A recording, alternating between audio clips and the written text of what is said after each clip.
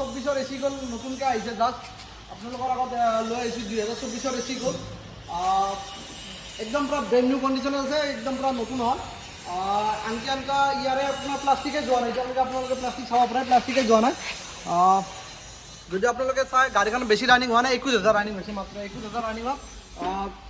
আপোনাৰ এচি গ'ল দি আছোঁ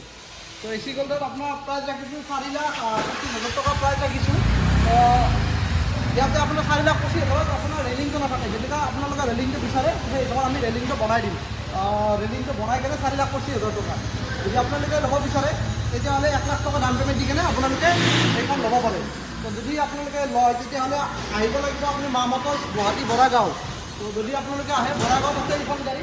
তো গাড়ী ষ্টক বহুত কিমান আছে স্পেচিয়েল গাড়ী এখন আহিছে মই স্পেচিয়েল গাড়ী সেইকাৰণে আপোনালোকক সোনকালে দেখাই দিছোঁ আপোনালোকক চাই ল'ব পাৰে